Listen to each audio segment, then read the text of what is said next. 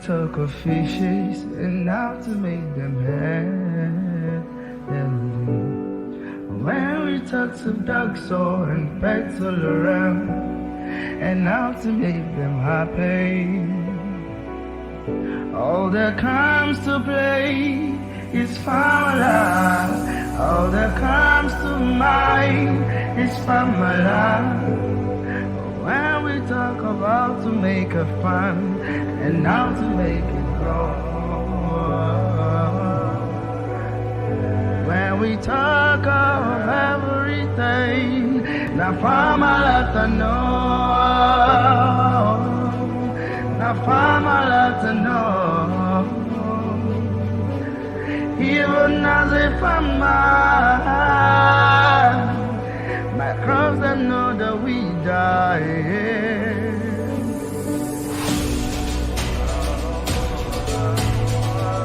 In education, we are things. Information, we are fair. Sensitization, we number one.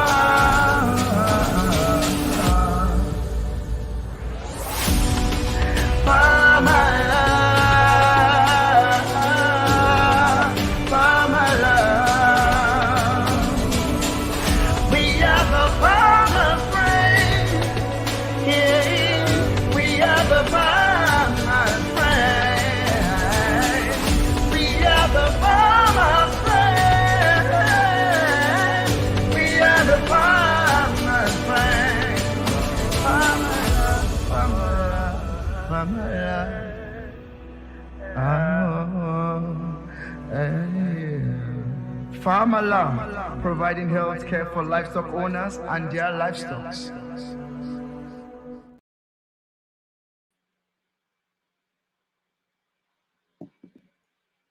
Hello, and pleasant afternoon to everyone. And I'm happy to be with us this pleasant afternoon. My name is Kayode. I'm a veterinarian, a proud veterinarian, and I work with Farmalab.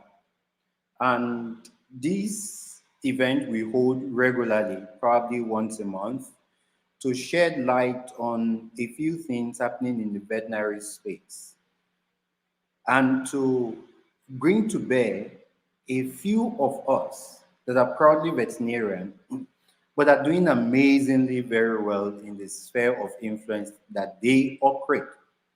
More importantly, we also showcase people with ideas that are out of the box. Sometimes you're told, don't think inside the box, you should think outside the box. Some people have successfully removed the box, and the ideas that they are perpetrating are ideas that can literally change the thought or the life of anyone who is listening. Today, we have the privilege of having someone, in the advert I was sharing, I said he's a newly minted MNI. I was at his celebration ceremony, if you allow me put it that way, where he was decorated with a badge MNI. And the guest resource person said MNI is Mafia Nigeria Incorporated. Well, that's not the exact meaning of MNI. MNI is a member of the National Institute. By the way, for those of us who don't know about the National Institute is in Jos, in Kuru, called National Institute for Policy and Strategic Studies.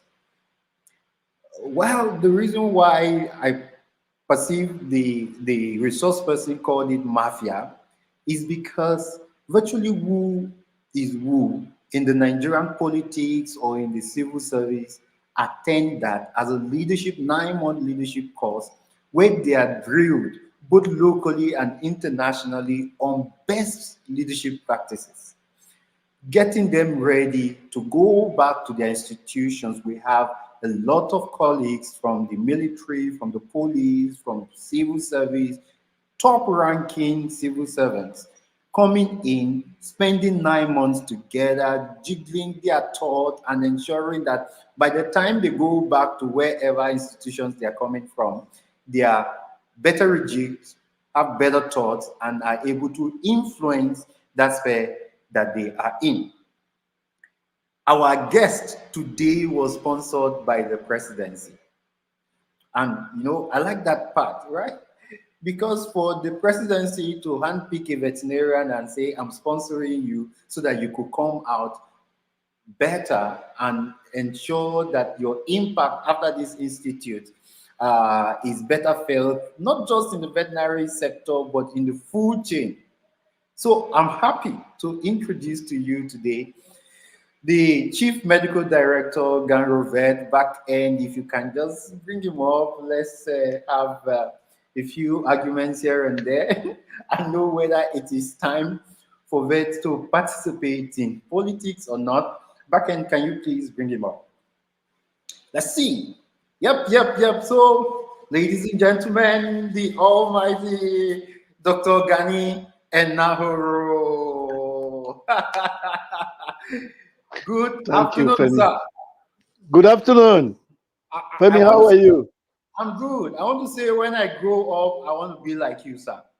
You obviously have the MNI badge, and to our viewers, I attended a miniature program in the National Institute for 1 month, and we were clamoring for an MNI badge, but of course, they considered our training too short and too shallow to be awarded members of the National Institute. Sir, we are so happy for you, super proud. Maybe the Thank first you. question, asking you about your background. How did you get the president to sponsor you? Sir, how did you get the president to sponsor you? Maybe let's start with that. And please, maybe Okay. you could also be explicit on which of the president. Maybe the president of the association, but I know I mean the president of the country. Right, go ahead, sir. Thank you, Femi. It's my pleasure to be here. And I'm very, very grateful to you and Farmalat for this opportunity to share my thoughts. Just trying to adjust the lighting here. The light. All right, it's better. Okay, thank you. Um, Mine was a product of boldness because President Muhammadu Buhari, who sponsored me, and three others initially, four of us, which eventually became six, on scholarship to the National Institute for Policy and Strategic Studies. I had never met him before. And I wasn't a very particular fan of his because I had a lot of articles I wrote in the newspapers as columnist to some newspapers that were not in his favor. But that didn't deter me from believing in the country, Nigeria, where we are all from. I got wind of submission of applications for participants for the Senior Executive Course 45 2023. Just by chance. In actual fact, that was in October 2022. And as at that time, about 4,000 applications, I later understood, had been received at the presidency. But I just crafted mine and I sent it by DHL. I wasn't bothered about what the outcome would be, but I was saying to myself, should my children ask me in future if I have complained about anything Nigeria, I should be able to tell them that I made efforts in certain respects. So let me just make this one part of those efforts. And I sent the application and I attached my CV But I emphasized three areas. One, that I was a past national president of Nigerian Veterinary Medical Association. I also mentioned in my application that I was the first Nigerian veterinarian to serve as counselor for Africa in the World Veterinary Association executives, where they were all white. I was the only black there. And I also mentioned that at the WVA, that is the World Veterinary Association, I was elected by other countries to serve as the chairman of the policy committee of the global body that oversaw or supervised activities and the policies of the association for 2 years, between 2018 and 2020. I mentioned all of those things there. And while being chairman of the policy committee, I had an opportunity to be trained by a very popular Canadian expert in matters that had to do with policy drafting and such stuff around policy, particularly policy engaged researches. Perhaps that was the fancy to the president or whoever screened my application. And when I eventually got a call from Aso Rock that the president has accepted my application and I was now to proceed to the National Institute for Policy and Strategic Study, I thought it was a 419 approach because many times such calls come, they have considered you to be screened for ministerial appointment, and you need to talk to somebody who will eventually turn to be a 419, what we call, 419 here, that is fraud. So it took 3 calls with a lady's voice from Aso Rock, from the presidency, and then a final call from the Director General of the National Institute for me to be convinced that it was actually a privilege to be a participant on that course. And today I'm grateful I accepted the challenge. Wow. Wow. So let me recap exactly what you said so that veterinarians can see exactly what that story means. You said over 4,000 applications sent to the presidency. Over 4,000. 6 were picked.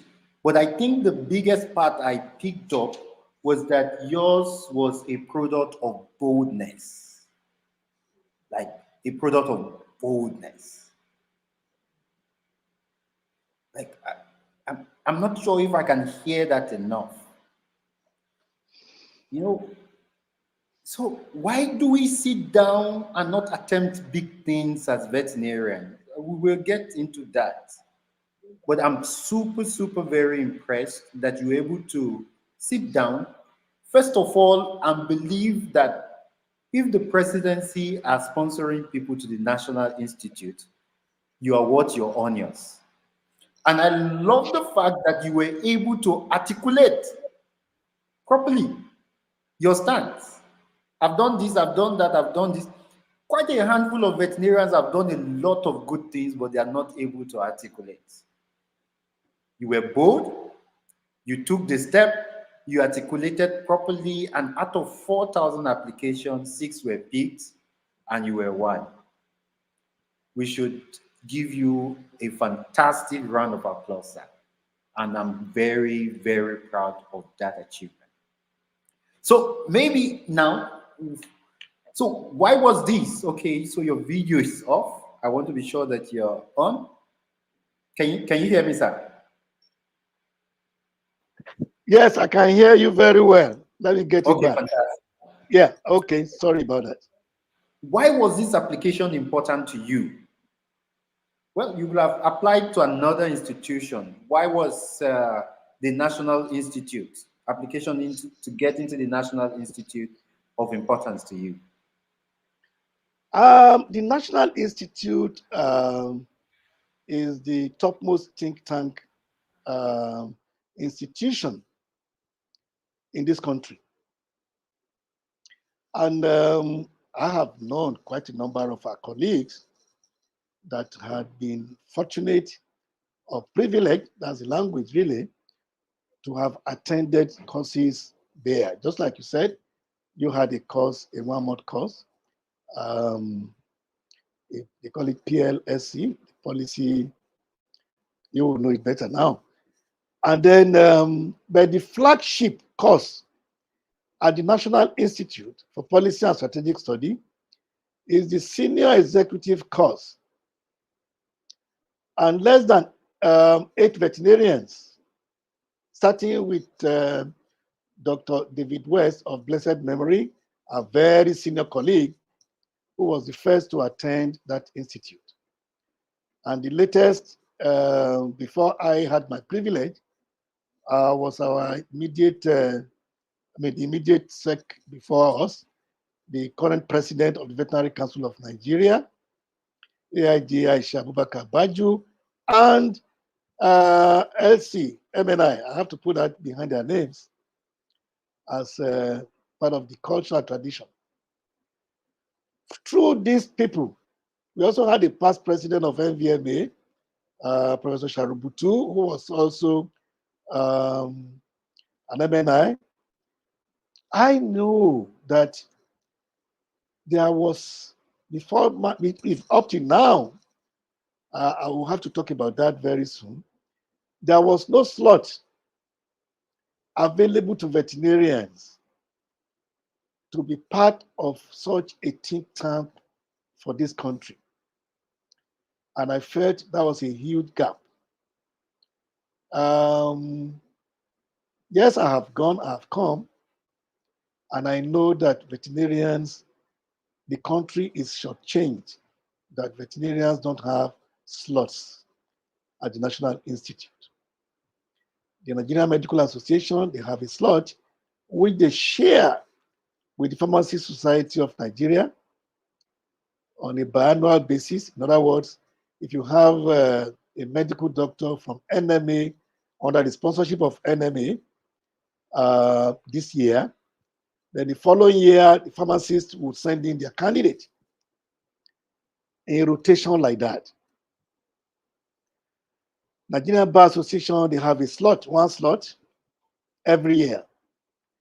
The National Institute of Estate and Land Valuers also have a slot.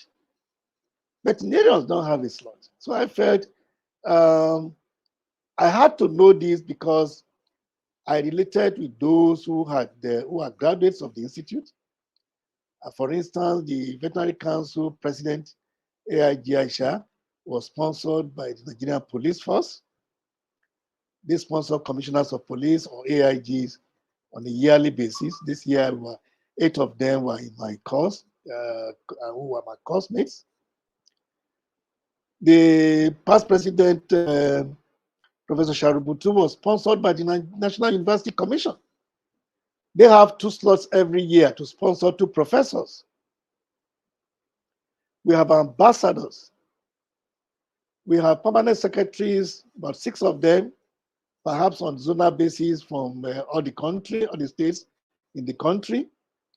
And then we have some directors from the federal departments, who are also sponsored by the office of the secretary to the government of federation or the head of service. But veterinarians don't have any slot. So up to my side, the other veterinarian, Dr. Adedonyi, who was there, was sponsored as part of the 9 directors MDA selected from the office of the head of service. So he didn't come there as veterinarian. He came as a director in the Federal Ministry of Agriculture and Rural Development before it was changed to Food Security. So that was a gap that I felt we needed to close that gap. And I'm happy to say that that gap has been closed today through some efforts I was privileged to put in place to make a presentation to defend that a slot should be given to veterinarians. And now we have a slot assigned to the association. Perhaps that has answered the Femi's question. Hello, Femi, are you still there?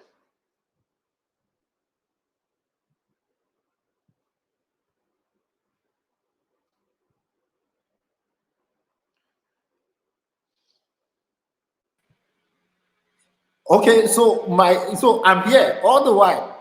I need Oh, okay. to serve serve our back end some queries, but I listened to all the stories. I enjoyed them, but more importantly, I think you're a bridge builder. So pharmacists have a slot, all the directors have a slot, but I'm glad you ended now that we have a slot. So I don't know how we are going to start the politicking, but again, if I'm nominated, I will, I will make you proud. But that's just a joke. But I'm happy that now veterinarians has a shot at national greatness. Before, yeah, if you hot burning questions we're going to be asking, but again, let's take it gradually. We have an hour together. I want you to just tell us, walk us through the process. What's the National Institute all about? What are the programs?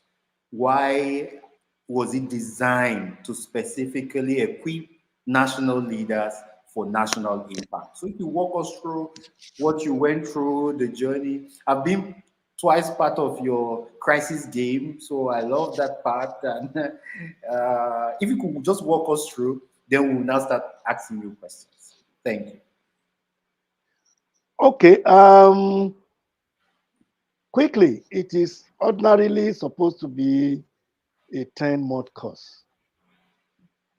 The Director General of the Institute told me immediately I resumed that have I told my people at home that this is going to be a lockdown?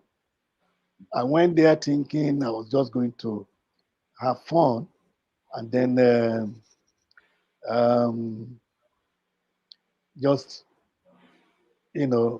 watch things happen. But he told me immediately it was going to be a lockdown. I thought it was a joker who was going to lock me down. I was there with about 25 military officers, minimum of them colonel in the Nigerian army, Navy captains, group captains, 25 of them, 8 commissioners of police. 5 of them now have been posted immediately after we graduated as substantive command holders, commissioners of police in 5 states, including Lagos State. Fayode, the commissioner of police in Edo State today, Funsho, was also in my course. The commissioner of police in Nasarawa, Nadada Shehu, was sitting behind me always. The commissioner of police in Osun State. 5 of them today are commissioners of police holding substantive office in their commands. 5 of the colonels who are in my course are now brigadier generals, immediately after they left the course in December. The 2 ambassadors have been posted to different countries. So I looked at it and said, who was going to lock me down? I was a successful veterinarian in my own right, but it turned out exactly to be a lockdown. I was only able to visit home or my office twice within that period of February and December. A very extensive course. We were exposed to, the truth of the matter is the National Institute was fashioned after the principles of the core values and principles and competencies that United Nations value so much. I know this because of my relationship with United Nations. I'm a consultant at the Food and Agriculture Organization, and I know that the core values of professionalism, integrity, and diversity promotion or management are key values of the United Nations, and that exactly is what the National Institute hold as core values. In actual fact, that forms part of the reasons for its formation. And also the core competencies of what do they call it? Communication, joint participatory relationship, of course, diversity management are all part of the things that the National Institute teaches. No biases, no stereotyping. By the time we finish, you don't even remember which state you come from because you have this relationship that has gone beyond, those tribal sentiments that we came with. So we had a lot of exposure through daily presentations from very senior people in government, nationally and internationally, physical presence to deliver those lectures, including the vice president of the country. Professor Shibaja was with us for a whole day delivering what he has taken in as a vice president to be part of policy formulations for this country. In that hierarchy, it was only the president who couldn't come, Buhari. Almost all the ministers had one presentations to give to us. They came to talk to us. And then in the crisis game, like you said, that was like a mimicry of what Nigeria should be. That is a microcosm of what Nigeria should look like. And then the participants, all of us, were given roles to play and see what areas of criticism and advice we could give to the country operators. I was appointed as the Minister of Health and Coordinating Minister for Humanitarian Affairs and all of that. And I was to play that role and suggest to the current minister, for instance, what are those things we expect them to do outside all the biases that surround them in their offices. I can't say all in 1 hour of what we passed through, but I can tell you that it was highly rewarding. I was also in a thematic group for health services and food security. And I had the privilege in that group to write a proposal to government on what food security should be all about in this country. And I made recommendations, part of which was that the president, the current president, Senator Ahmed Bola Tinubu, should declare a state of emergency on food security in this country. And I'm proud that that proposal was adopted within 3 weeks of my submission of it, with all the implementation strategies that accompanied it. So the think tank nature of the National Institute is highly rated internationally. It is true. The question will be, what has happened in the last 45 years that we still don't have a manifestation of the potentials and beauties of the National Institute in our national daily affairs? That depends on the president and how he interprets what has been submitted to him. So I think in a summary, that is about what I can tell you about the National Institute. Yeah, so I picked up two big points. First of all, I was advised, I think about 2 years ago, that in Nigeria, it's not what you know really, it's who you know. So some things don't just follow normal knowledge. If you're in the same class for 10 months with people that you can just call. I remember, I can't count the number of times I've been arrested in Lagos. Lagos is likely very crazy. He said that he said you are beating traffic light or part of your tire has expired. So one funny experience, I was driven to a place and I called someone I know very well. He said, Femi, just follow them and go. When you get there, if you see any police station, call me. And then I escaped danger. Nigeria works basically through relationships. And all I hear you say, 10 months, you've bonded with very important people in this country. And the more of those relationship people have, the better you can be of value to the entire veterinary community. And I want to also specially thank you. You've not been the first veterinarian that has gone through the course, but I think the good news that we now have a slot has been part of your dogged, your boldness that you spoke about in at the beginning part of it, and we cannot thank you enough. I can see various comments here and there thanking you for building the bridge for us. All right, so now let's start digging into a few issues. Right. How do I start? The vet community has powerful leaders. You're one of them. When I got to also know that the CEO of First Bank, it's also a vet. Yeah, the extremely very successful veterinarian, the chairman of Pencom, also a vet. You go to the nooks and crannies of this country, you will find successful individuals.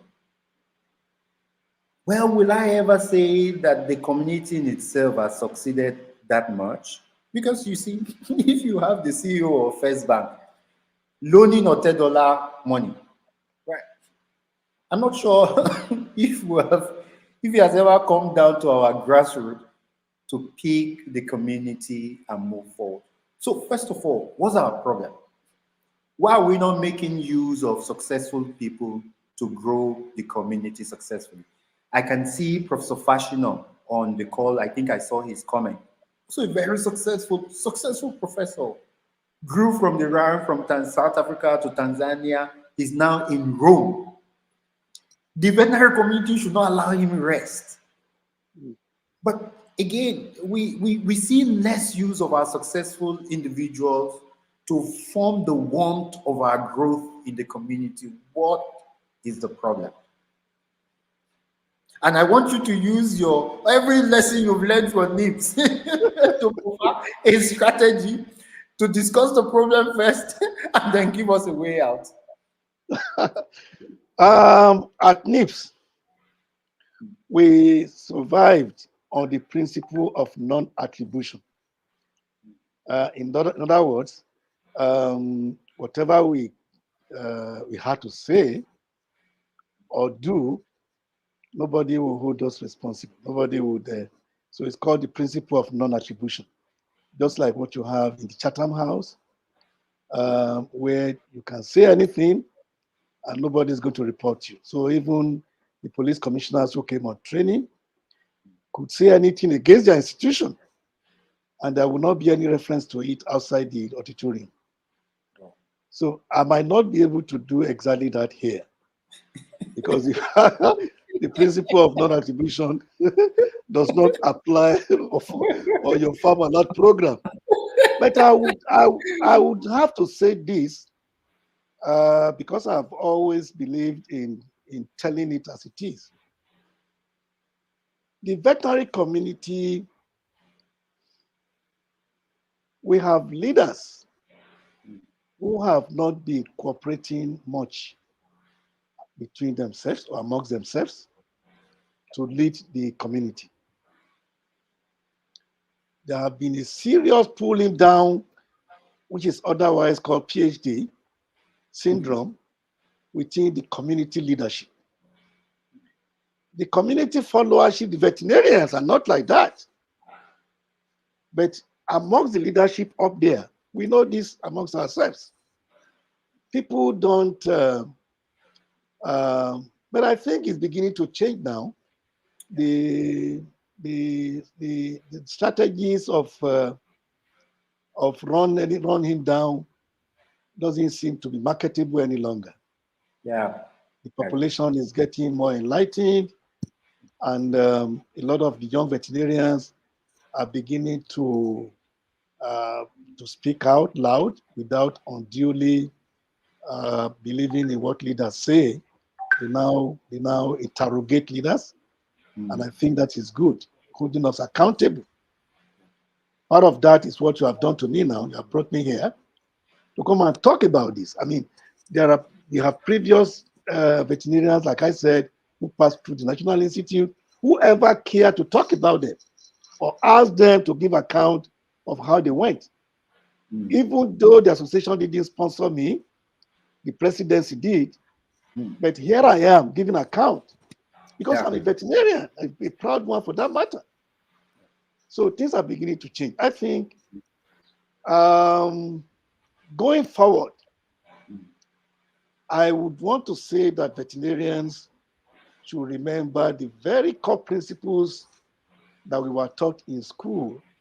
We had a lot of exposure to different areas of life that should equip us to be bold enough to challenge the system within the profession and outside the profession and in the country.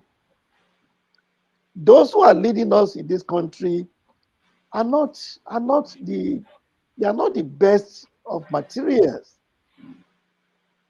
My apologies to whose ox may be God by this, because we have too much that I refuse to refer to as potentials in this country that we should not be where we are. So veterinarians, whether in leadership positions, wherever we are, should find that opportunity to get their voice heard, because that is the way it's supposed to be. Most of them who lead us today in political sphere don't even have offices or jobs to go back to outside politicking. The veterinarians can always have something to do. I should be bold enough and courageous to squarely tell it out as it is. And I can tell you, once we are out there talking, we will have a lot of the people, the citizens queue behind us. So I think that's basically what we've been going through. And I think it will change going forward because of the quality of young veterinarians we have today. So I want to thank you for this very encouraging remark, right? That things are beginning to change. And I love that. I love progress. And I can also feel it. I just saw Dr. Tumsia's comment, and we are beginning to have new crop of leaders. And she's also a leader. She was appointed by the governor of Niger State. She should actually be on this seat also, trying to help us out. But the government has dragged him off our seats.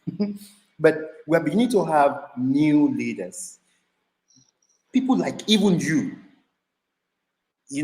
So I held a meeting like this a few years back, and I brought one of the veterinary leaders up, and he got angry at me on stage for fear of being asked questions honestly, right?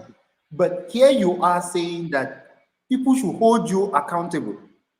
I think part of the things that you did, or part of the mindset that you had in the National Institute to have bridged this gap, was because you could be asked.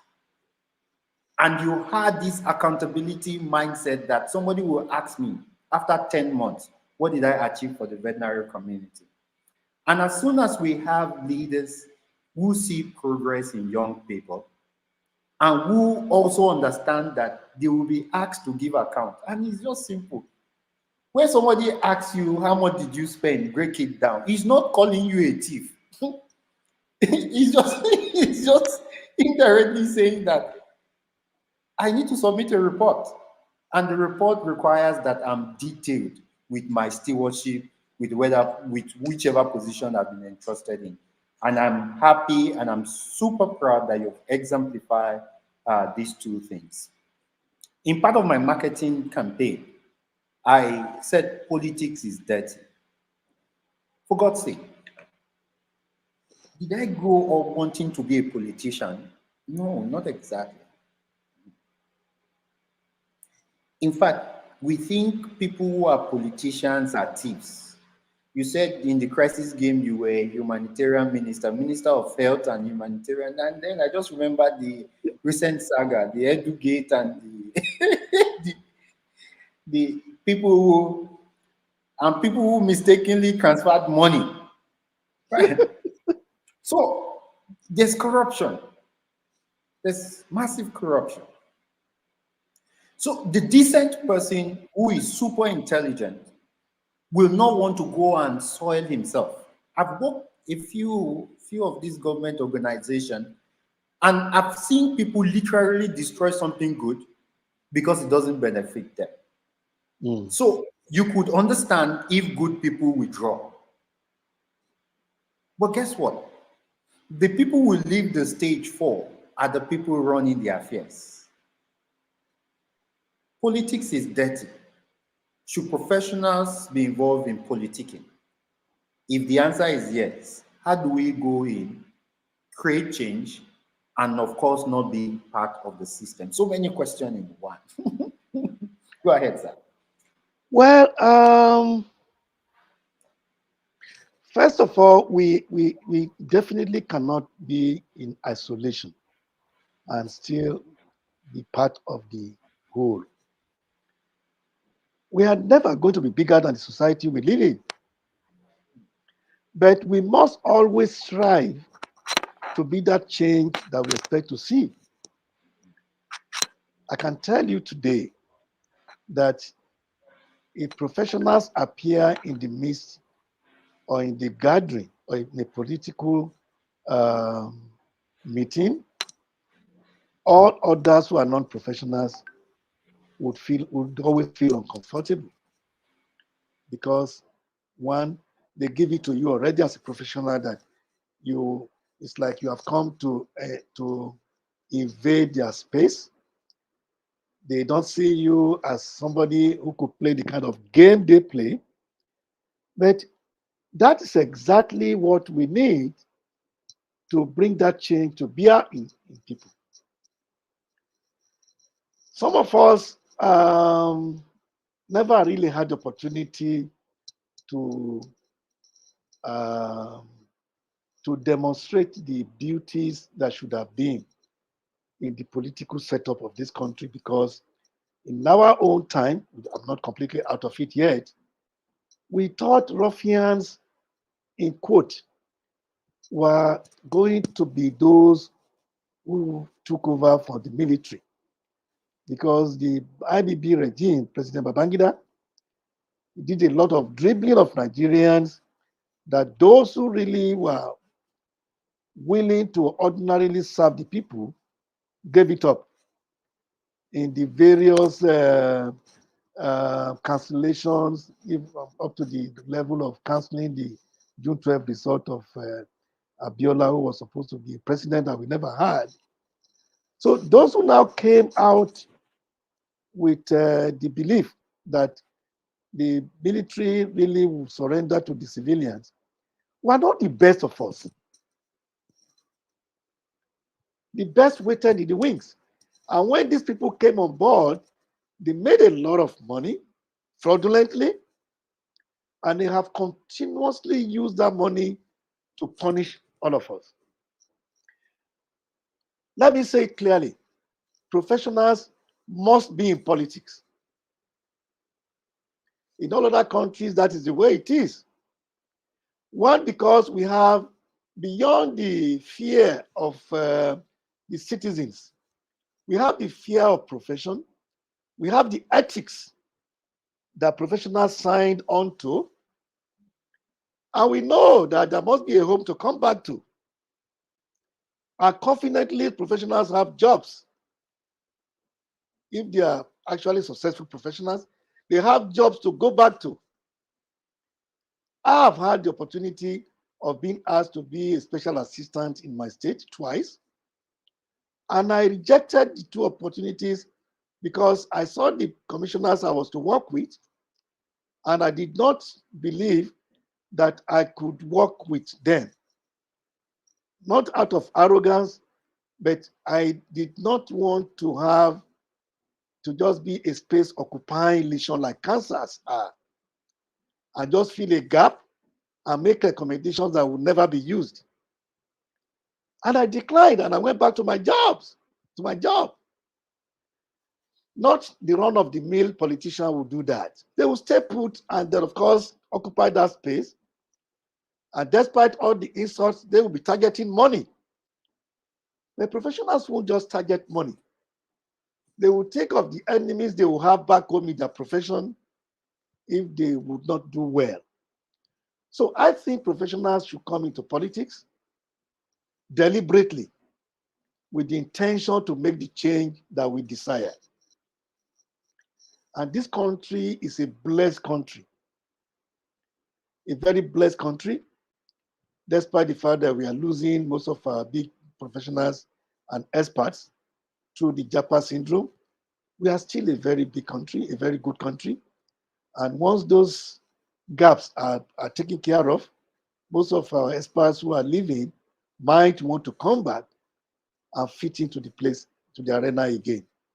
So, in all seriousness, I believe that the professionals, I belong to, I mean, of course, being a veterinarian, the Association of Professional Bodies, we are affiliated to them, and I'm an award holder, honorary award holder of the Association of Professional Bodies of Nigeria, and I know I speak the mind of other professionals beyond the sphere of veterinarians, and I know that we have that role which we have not exactly played for this country. So that is my view. We shouldn't be outside the kitchen and expect to be part of the dinner on the table. You know, it will not work that way. All right. So, while I was sending out the advert, because sometimes some of these ideas, I also ask myself, let's assume I get a call, ring, ring, ring, ring, maybe from the governor, that I should come and be his deputy. In all honesty, I would say no. So, because the fear is with us. When Dr. Tumsia was leaving, I was also praying for her, right? There's this performance culture in the private sector. I told my team, I work in Farmalab, I told them, I said, you don't need to come and greet me in the morning. Just do your job. Like, you don't even need to send me any message in the morning saying hi. In fact, you might not even pay attention to me. As long as you are one person that achieves results, we are best of friends. So I was in a particular parastatus, and then everybody in that parastatus, as soon as the leader of that parastatus came in, they all came, and then they said, say good morning, good morning, good morning. So I called one of them. I said, why are all of you coming to say good morning? They said he has to see us. So the parastatals, or probably politicians, had made our institution to be based on religion, based on tribe, and very little on performance. So if you go in there as a technocrat or as a professional, and you want to now start insisting that your own way is the best way, God help you that they don't gang up against you. If they do, you will be struggling with your life. How? So you've occupied several positions. You were in the council, and luckily for us, I see Professor Magaji, also a member of the Veterinary Council. Thank you so much for joining. I see Dr. Tunji Nasiri, a member of the Veterinary Council. Also, I saw his comment, president of the Commonwealth Associations. So you've had your own taste in some of these government-established parastatals. How do you break through the performance jinx vis-a-vis the hatred that comes in when people pay a high tag on ISAs as against performance? So you're encouraging professionals. You mentioned clearly that professionals should go into politics. I want you to, sir, convince me that if I go in, I will come out with my whole body complete. Over to you. Well, Femi, I understand you very perfectly. And the better way to say it is that if you are good, you are an endangered species in this country,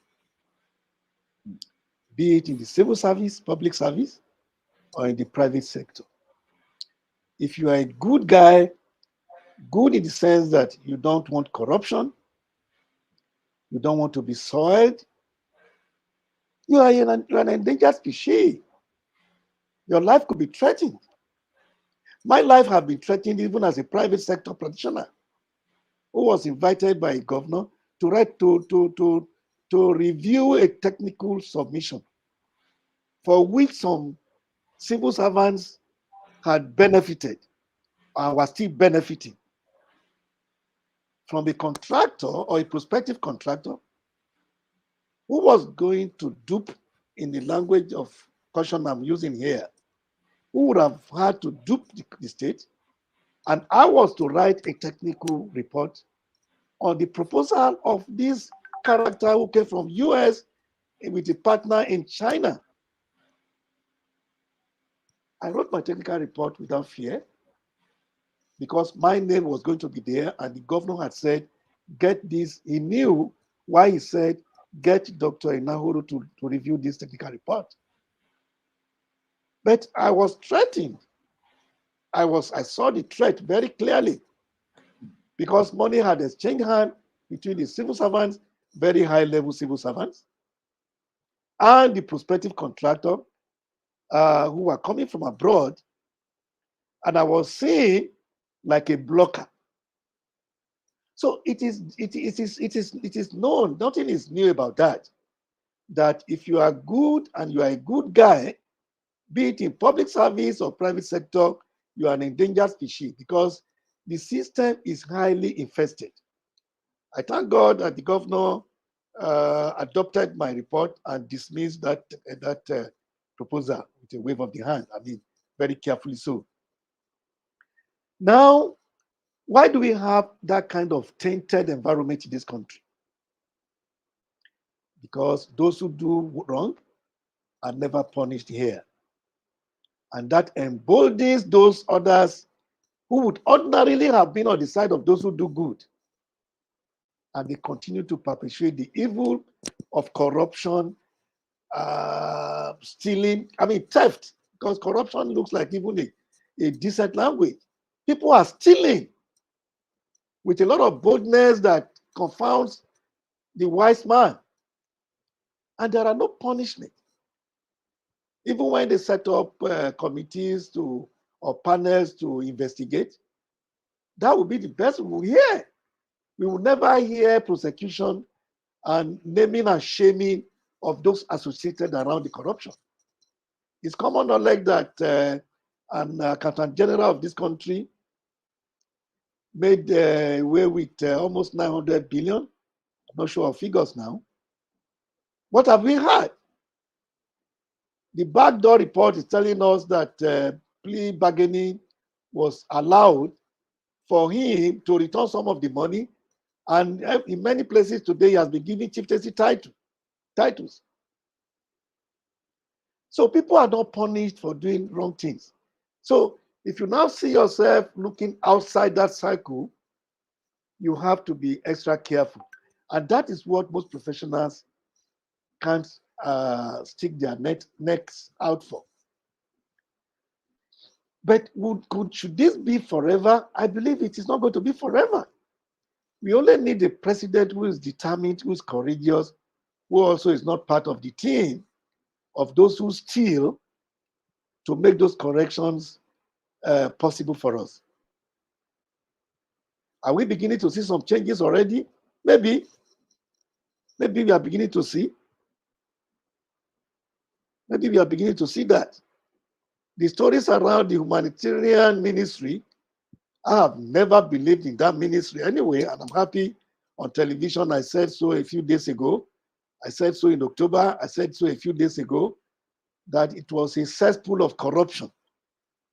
There is no way such humanitarian intervention program can be said to be credible. It can never be. And I'm not going to stop saying so. If I have the opportunity of whispering it to the ears of the president, I will repeat it 10 times that that ministry should not exist. It's meant for people to gather money for politicking, to steal money for politicking. If we want to help our poor, there are 1,001 ways through value chains in agriculture to promote their engagement in it. So when I say the presidency of today is beginning to have some different approach to solving this problem, maybe time will tell. I think that's what I have to say about that, Femi. And that's very instructive because some of us also anticipate that we will have trouble. But I think troubles are usually the test of character. If you will steal, you will steal. Mm, If you will not steal, mm, you will not steal. And I remembered somebody asked, how do we change this country? And the person said that we should pray for more good people. Good people. And that seems to be like a very simple answer. But if you have an entire populace that is a thief and they elect one good person, you see, there are two options. Either the person becomes a thief so that he can lead properly, or the person, or the person, we need to watch his back because the whole thief will now be planning on how to remove him and replace him with another thief. But with a congregation of good people, I think we can begin to now start making real structural change in the country. So if you're watching and you want to delve into politics, start from your local politics. Let's all do these things together. I have a couple of people who have gone ahead, and we have someone like Dr. Gani, not just experience with the contact. We need to start also having presidential champions also among us very soon. But we will start from the Senate. We have a few vets that are senators currently. The Minister of State is also a vet. So once we come together, at least the warmth of us being together can help us widespread the values we want to see. Dr. Monday Ojemirin, thank you so much for joining. With a high level of widespread insecurity across the country, as an MNI holder, so the good thing about MNI, once you're called MNI, you're expected to be able to solve all national issues, sir. So I'm not. So please, if you're listening, you can type any problem in the country. We have the privilege of an MNI here to just answer you as the president would do, because that was why he was sponsored by the presidency. I love this. So he said, with a high level of widespread insecurity across the country, as an MNI holder, what future has the Nigerian nation? This question is coming because of your interaction with security personnel. So let's leave slightly the interaction between the security personnel. There's a widespread fear now of kidnapping, of this, of that, of that. Can you help us design a strategy? And hopefully the president will hear of this strategy. We can do a rejoiner after this and sponsor the answer across all social media. But what should we do? How should this nation tackle its insecurity problem?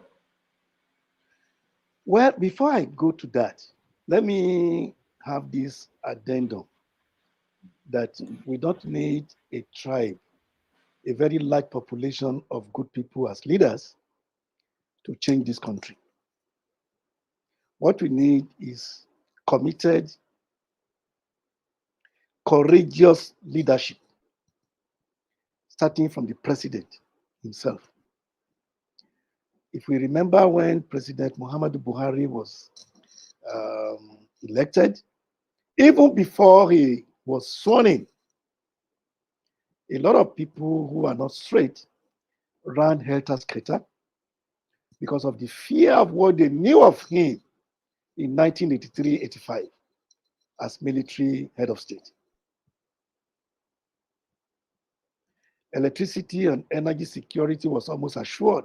For that period, we were wondering how come we were beginning to have more hours of electricity per day, much more than what we were having in a week or in 2 weeks. People sat right. Even those who are thieves, who are laundering money or started laundering money to keep them away from a possible Buhari intervention that could catch up with them. We are not outsiders in this country. We all saw that. Unfortunately, when it came, all those hopes were not matched by the expectation that people had of them. And of course, um, it was like nothing should change because nothing had changed. And then those things went back to where we were. That was just a one Buhari for us as leader. So we don't need a tribe to make that change. Now to look at the question Dr. Monday Ojamiren asked on the security situation in this country, can we solve it? The answer is yes. Do we have more bad people troubling the good people of this country? No. We have more good people in this country? Yes. The bad people that are threatening and troubling us, why are they still remaining? The simple answer is because of the kid gloves.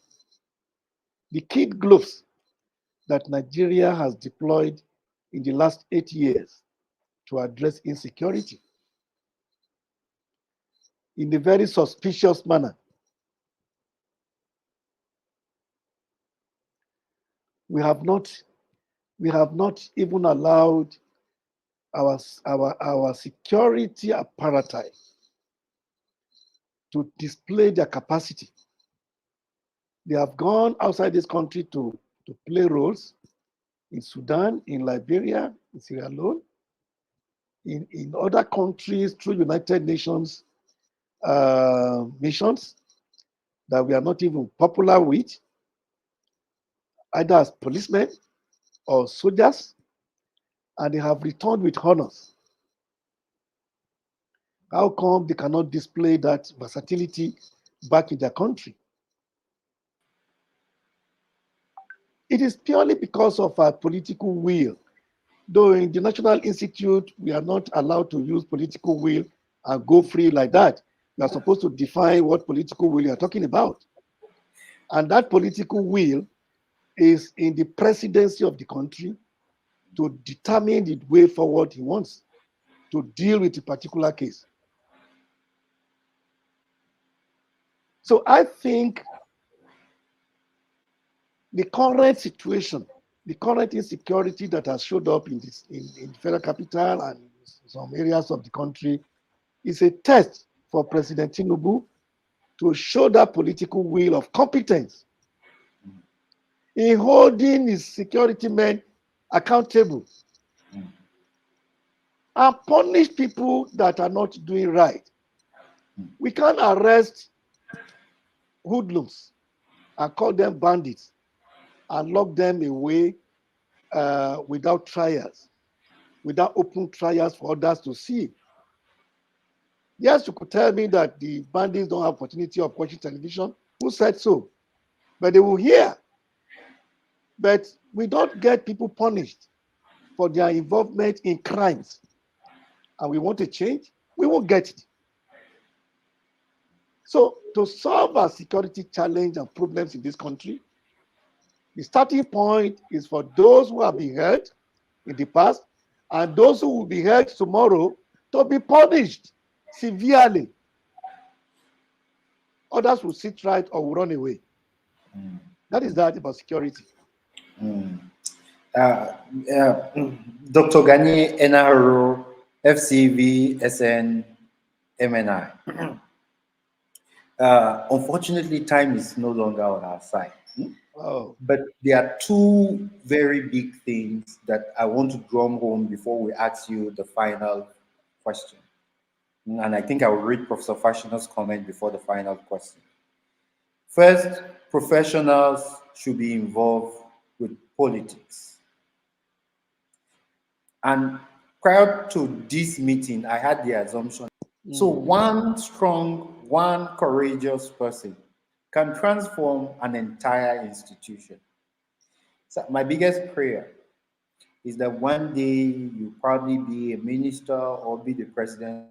country where professionals Mm. of this. All right, so I'm back. I wanted to politique, right? That you should add me in your cabinet, sir, when the good old days comes. But you don't need a lot of people. You need one person who deeply connects with the problem and has the boldness, like you said at the beginning, to fight it on, knowing that posterity will always remember your good deed or work that you have done to make the other people coming behind better. Let me read Professor Fashiona's comment, if you can help me bring it up. He said, in near future, NVMA should sponsor someone to make a proposition on the issue of pastoralism or herders versus arable farmers. It won't go away. Current trade routes, 1969 to 1972, are now cities. Because, we understand these problems, but we probably need better advocacy. We also need better leadership, as you have said. And one person, this country, you also mentioned that is super blessed. We just need somebody who brings it up to reality. Sir, you've been a tremendous value adding leader to us in this 1 hour. If you have a final word to say to veterinarians who are watching on what it is that we all need to do beginning from now to start moving the vet. I'm very particular about the veterinary community. And I know that we are not so much. How many vets do we have? We have less than 10,000. All vets. I don't know where I got the idea from. I think all vets should be super rich because we're just 10,000 in a population of 200 million, eating beef every day, eating chicken every day, eating fish every day. Like, we should be tired of work, tired of money, tired of adding value, and we should be, if they ever call anybody a vet, the person should walk with his shoulders high. But right now, unfortunately, we have unemployed vets. I'm embarrassed. What will you advise? What do we need to do now going forward as a community of veterinarians to start at least climbing up the success ladder together? Self-confidence is number one. As veterinarians, we have been trained in the best of ways, particularly in Nigeria. Are we confident?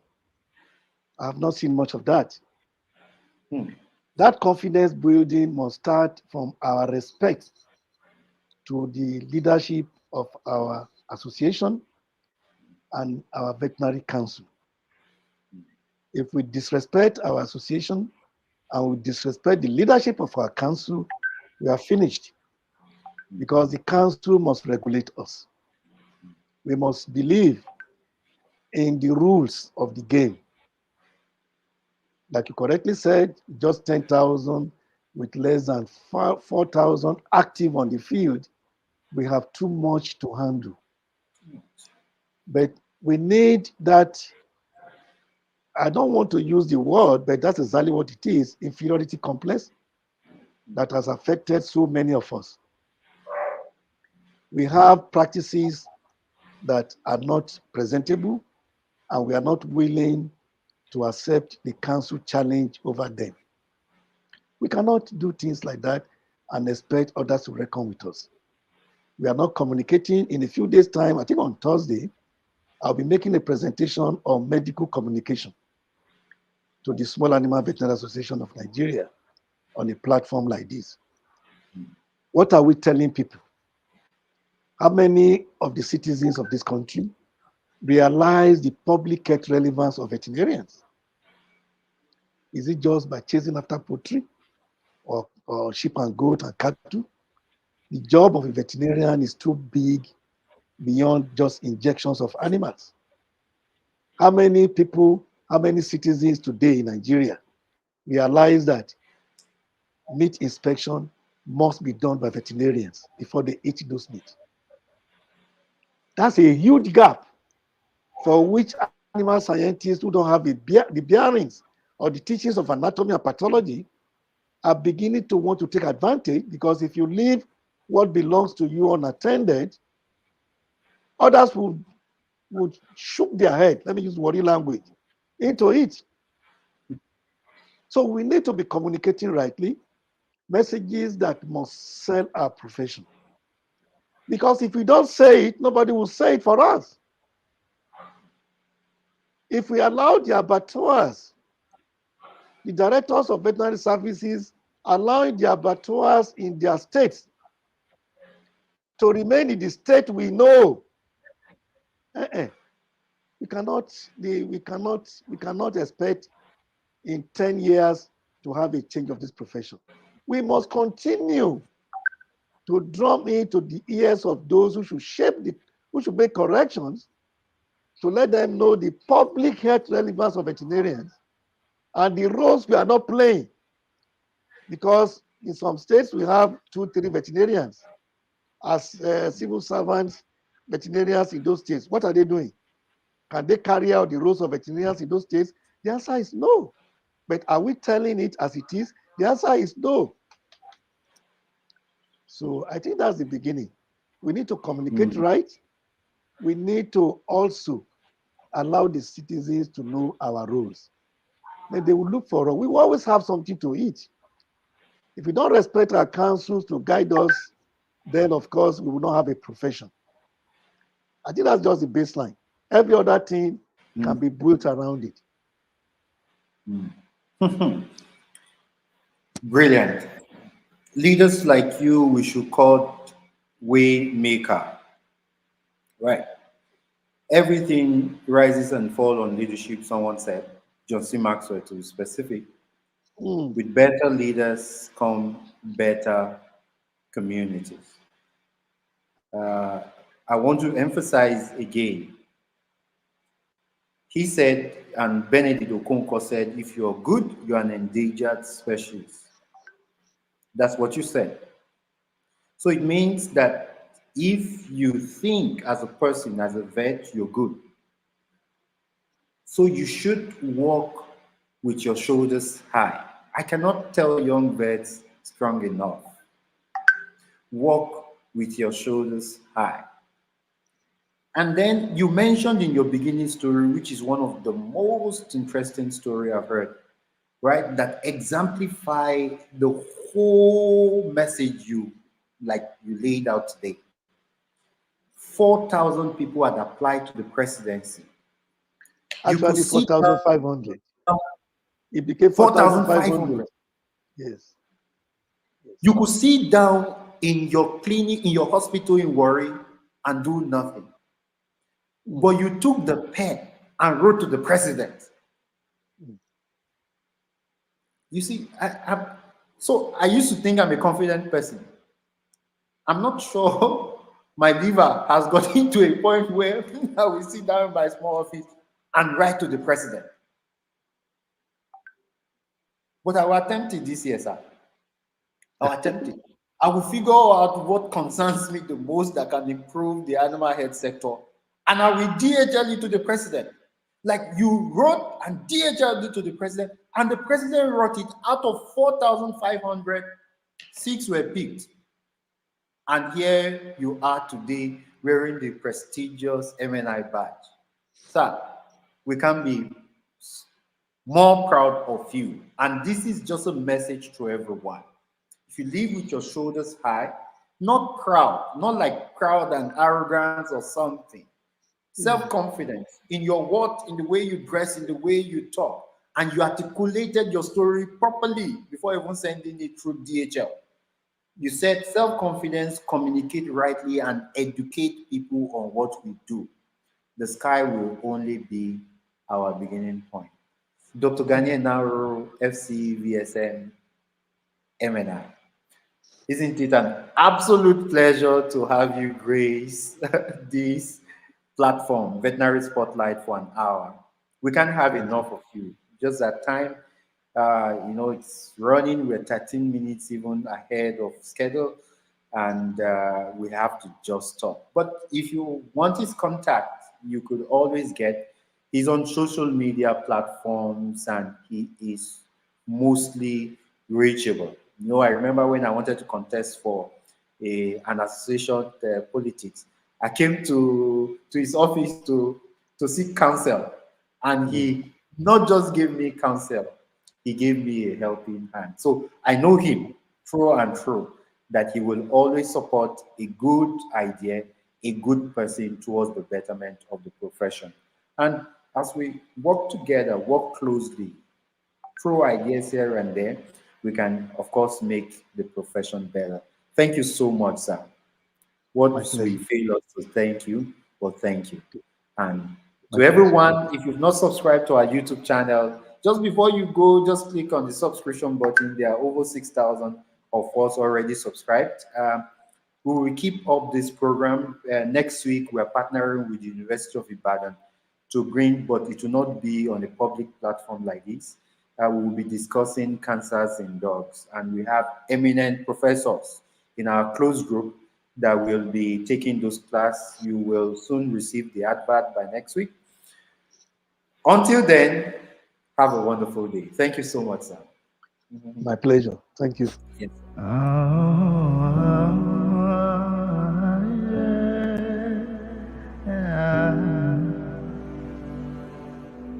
When we talk of fishes and how to make them healthy, when we talk of dogs and pets all around and how to make them happy, all that comes to play is family. All that comes to mind is family. When we talk about to make a fun and how to make it grow, when we talk of everything, na family to know, na family to know, even as a family. My crops them know that we die.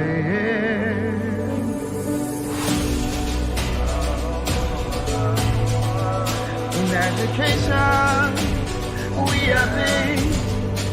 Information, we are fast. Sensitization, we number one.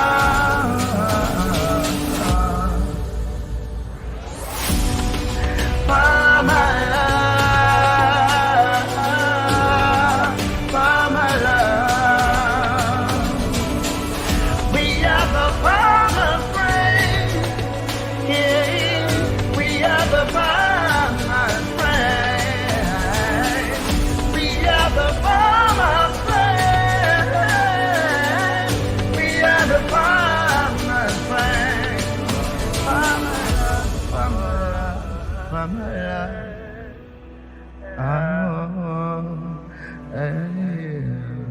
Farm Alarm, providing health care for livestock owners and their livestock.